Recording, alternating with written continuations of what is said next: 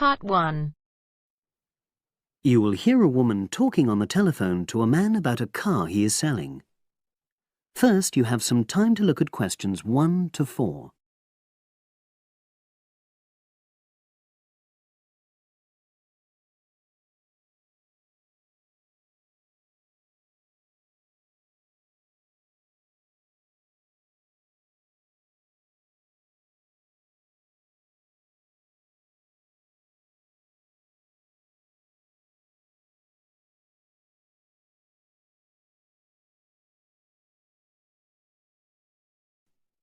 Now we shall begin.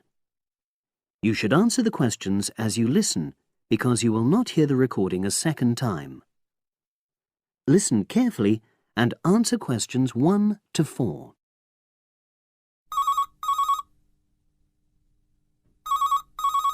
Hello, Brian Park speaking.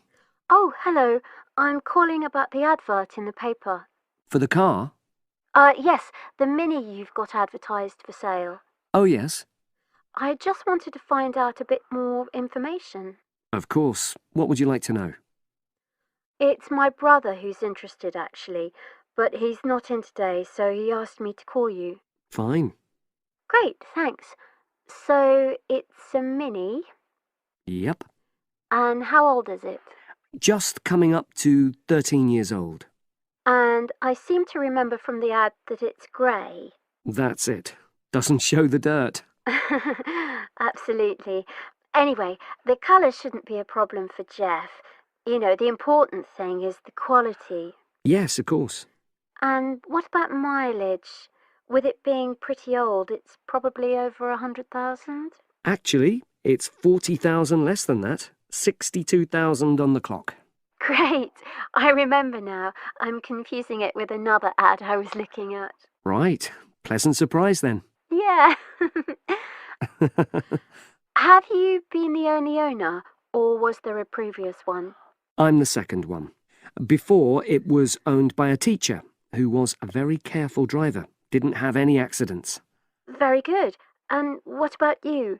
What do you tend to use it for? I haven't used it all that much, mostly for shopping. You know the sort of thing. So not much wear and tear. I'll make a note of that. I know Jeff wanted me to check that. Right. Before you hear the rest of the conversation, you have some time to look at questions 5 to 10.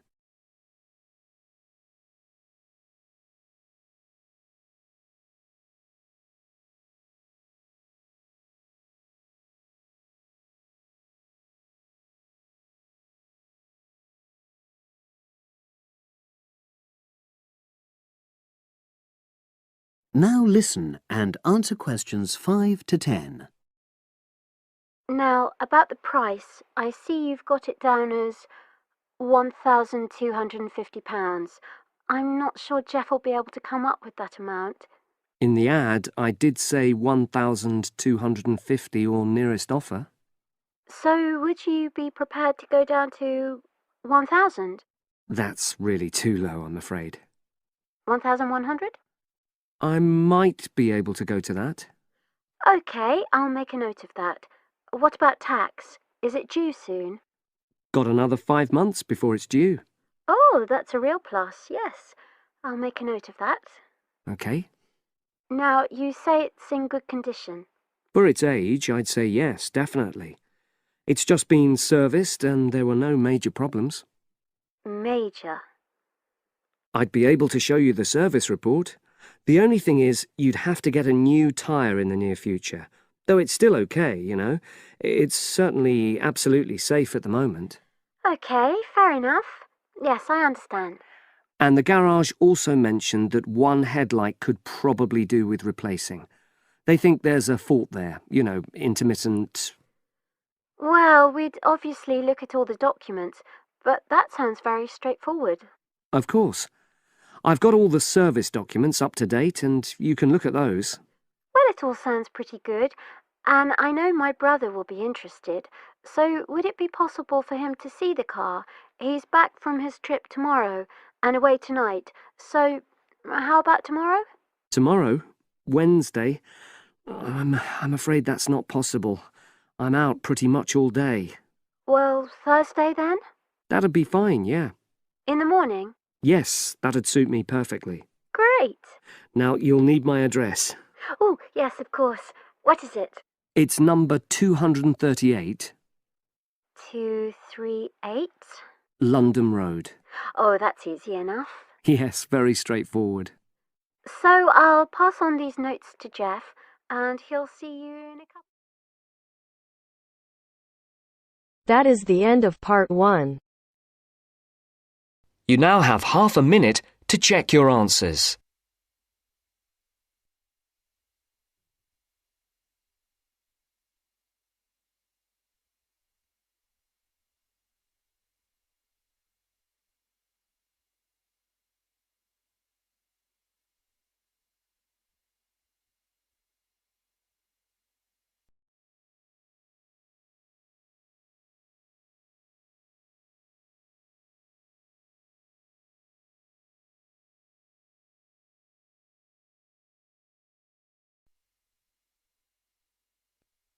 Now turns to part 2.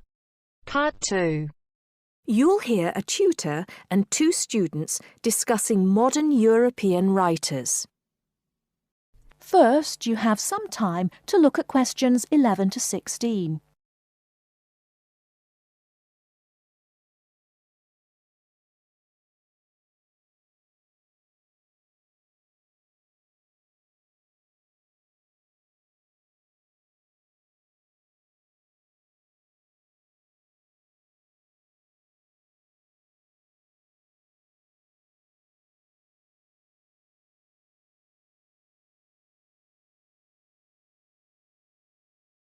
Now, listen carefully and answer questions 11 to 16.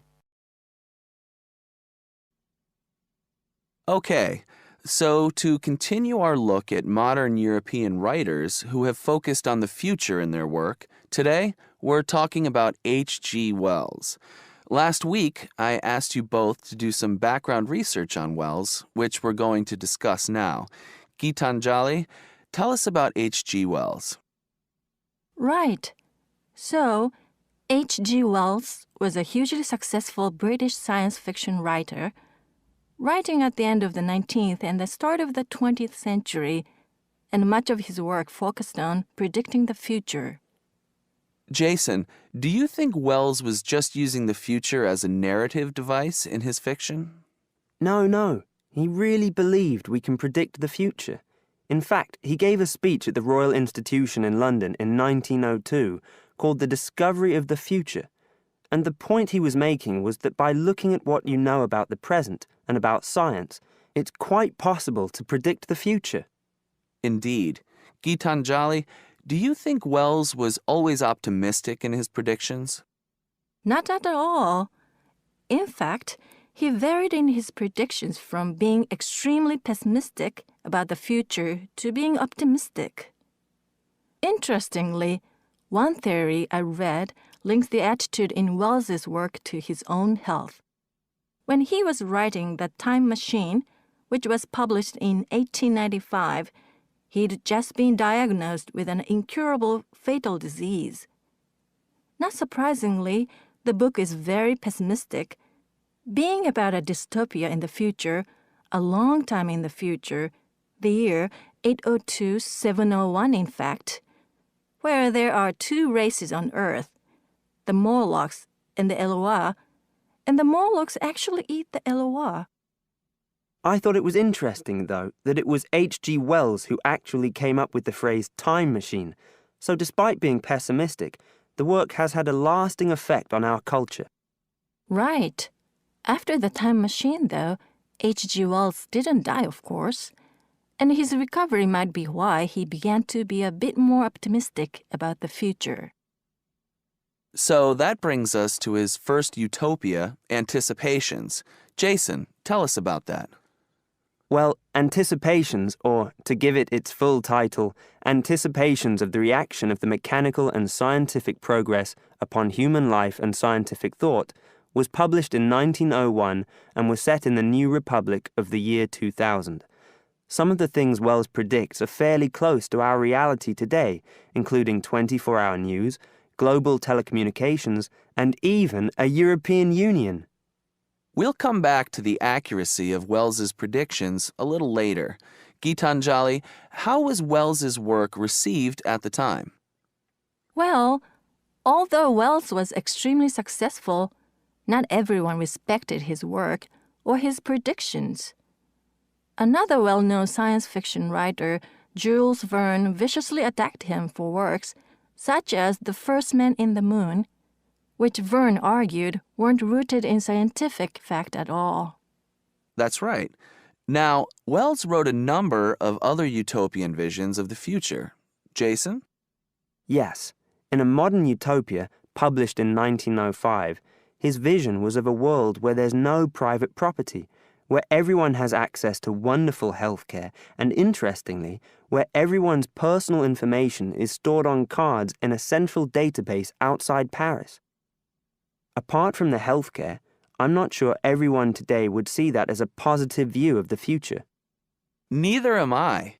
And, on a similar note, Wells strongly believed in population control and in The Shape of Things to Come, which was published in 1933, he sees and supports a world where the population is kept at 2 billion. Once again, I'm not sure most people today would necessarily see that as a good thing. Before you hear the rest of the talk, you have some time to look at questions 17 to 20.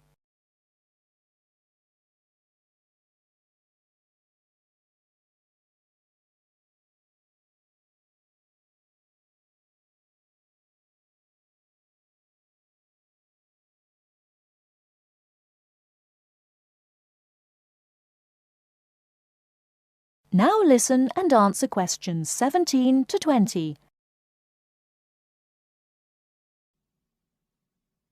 Gitanjali, in your research, did you come across anything about the world brain? Yes, I did. It's actually very interesting.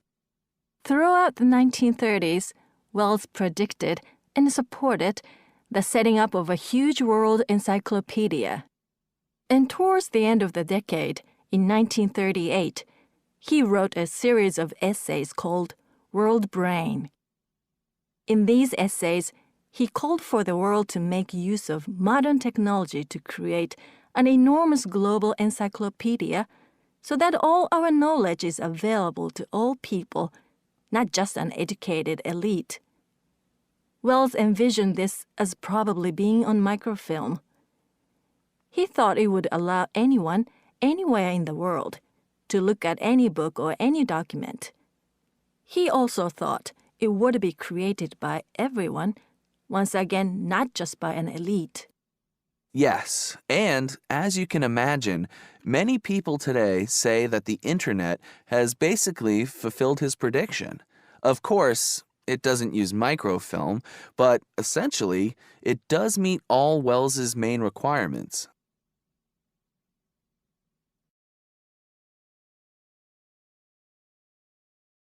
That is the end of part 2. You now have half a minute to check your answers.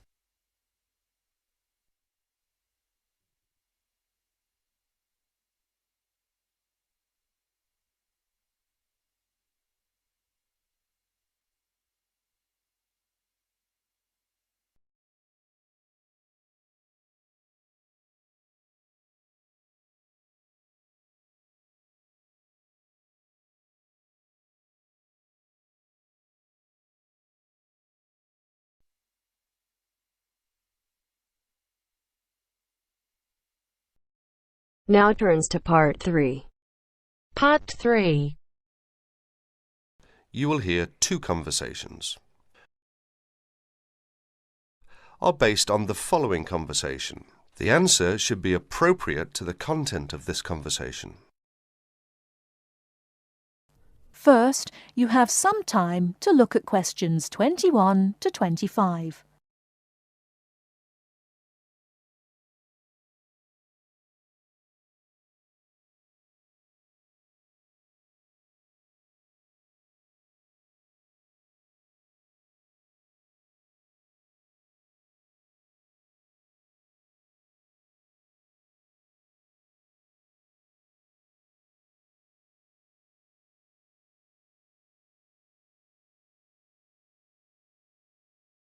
Now listen carefully and answer questions 21 to 25.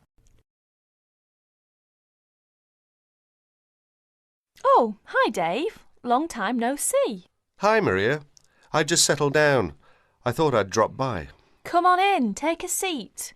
Would you like anything to drink? I have Sprite and orange juice. Sprite would be fine. Oh, so how have you been? Oh, not bad. And you? Oh, I'm doing okay, but school has been really busy these days, and I haven't had time to relax. By the way, what's your major? Hotel management. Well, what do you want to do once you graduate?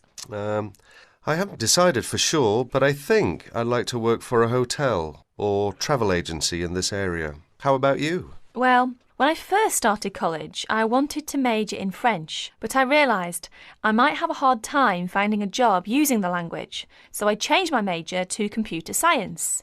With the right skills, landing a job in the computer industry shouldn't be too difficult. So, do you have a part-time job to support yourself through school? Well, fortunately for me, I received a 4-year academic scholarship that pays for all of my tuition and books. Wow, that's great. Yeah, how about you? Are you working your way through school? Yeah, I work 3 times a week at a restaurant near campus. Oh, what do you do there? I'm a cook. How do you like your job? It's okay. The other workers are friendly and the pay isn't bad. Before you hear the rest of the talk, you have some time to look at questions 26 to 30.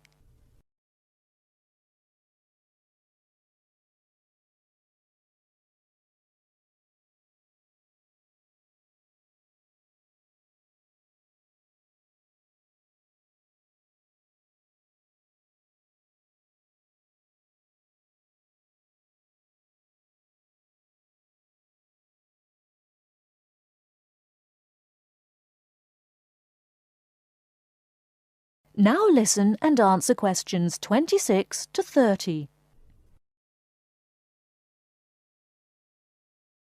Several days later, Dave and Maria met on campus.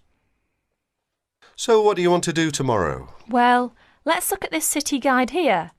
Here's something interesting. Why don't we first visit the art museum in the morning? OK, I like that idea. And where do you want to have lunch? How about going to an Indian restaurant? The guide recommends one downtown, a few blocks from the museum. Now that sounds great. After that, what do you think about visiting the zoo? Well, it says here that there are some very unique animals not found anywhere else. Well, to tell the truth, I'm not really interested in going there. Yeah, why don't we go shopping instead? There are supposed to be some really nice places to pick up souvenirs. No, I don't think that's a good idea. We only have a few traveller's checks left, and I only have $50 left in cash. No problem. We can use your credit card to pay for my clothes. Oh no, I remember the last time you used my credit card for your purchases. Oh well, let's take the subway down to the seashore and walk along the beach. Now that sounds like a wonderful plan. That is the end of part 3. You now have half a minute to check your answers.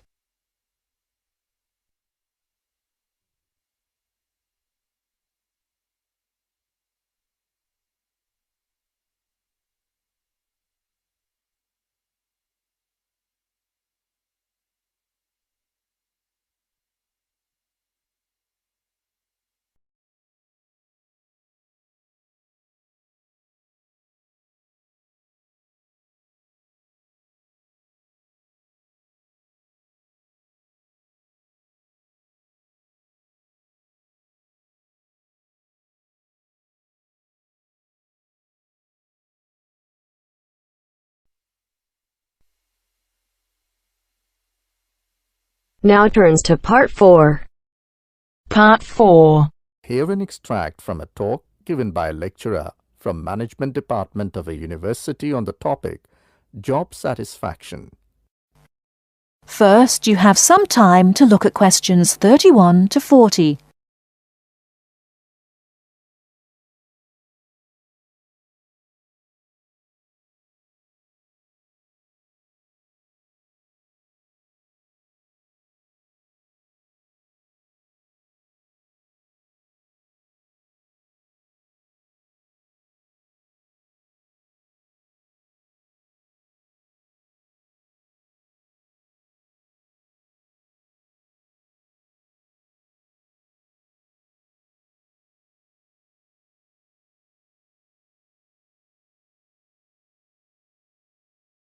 Now listen carefully and answer questions 31 to 40.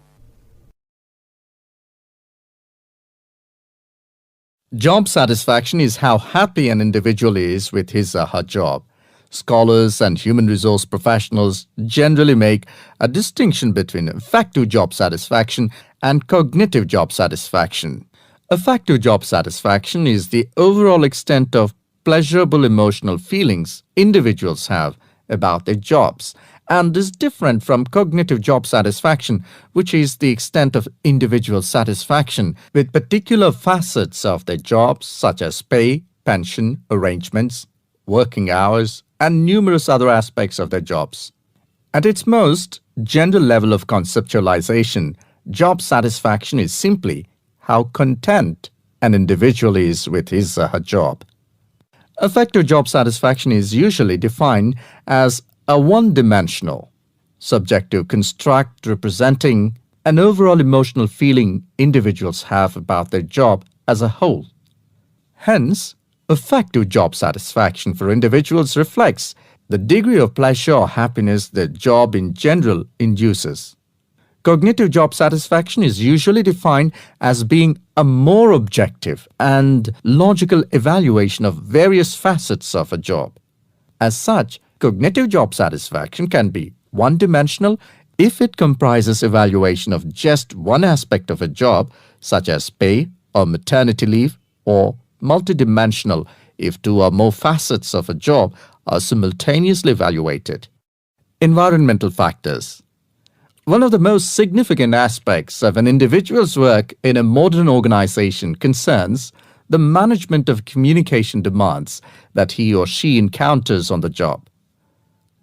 Demands can be characterized as a communication load. Individuals in an organization can experience communication overload and communication underload, which can affect their level of job satisfaction. Communication overload can occur when an individual receives loads of message in a short period of time, which can result in unprocessed information, or when an individual faces more complex messages that are more difficult to process. Due to this process, given an individual's style of work and motivation to complete a task, when more inputs exist than outputs, the individual perceives a condition of overload which can be positively or negatively related to job satisfaction. In comparison, communication underload can occur when messages or inputs are sent below the individual's ability to process them. According to the ideas of communication overload and underload, if an individual does not receive enough input on the job or is unsuccessful in processing these inputs, the individual is more likely to become dissatisfied, aggravated, and unhappy with their work that leads to a low level of job satisfaction. Superior subordinate communication. Superior subordinate communication is an important influence on job satisfaction in the workplace. The way in which subordinates perceive a superior's behavior can positively or negatively influence job satisfaction. Communication behavior such as facial expression, eye contact, vocal expression, and body movement is crucial to the superior-subordinate relationship. Nonverbal messages play a central role in interpersonal interactions with respect to impression formation, deception, attraction, social influence, and emotional bonding. Individuals who dislike and think negatively about their supervisor are less willing to communicate or have motivation to work, whereas individuals who like and think positively of their supervisor are more likely to communicate and are satisfied with their job and work environment. A supervisor who uses nonverbal immediacy, friendliness, and open communication lines is more likely to receive positive feedback and high job satisfaction from a subordinate.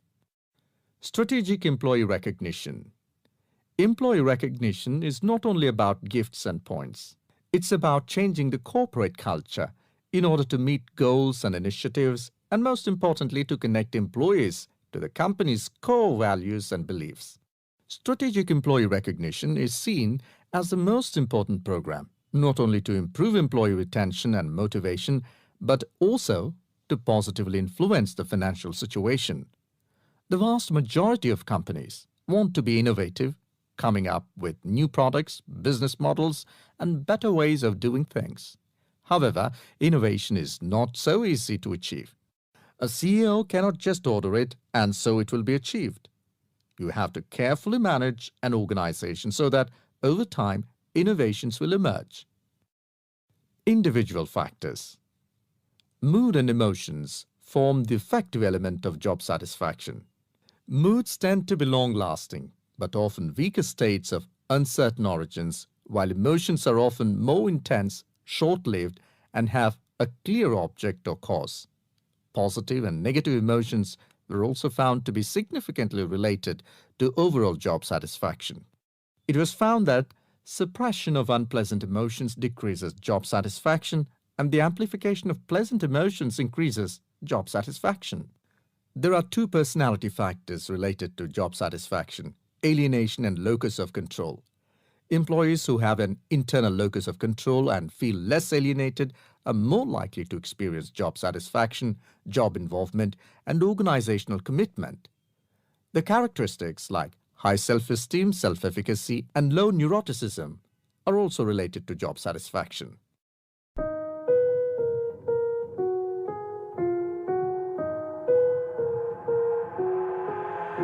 I've got an itch I can't scratch, I'm missing a piece that completes a whole part of me, an open wound scar to see. Everybody come here, gather round, welcome to the freak show.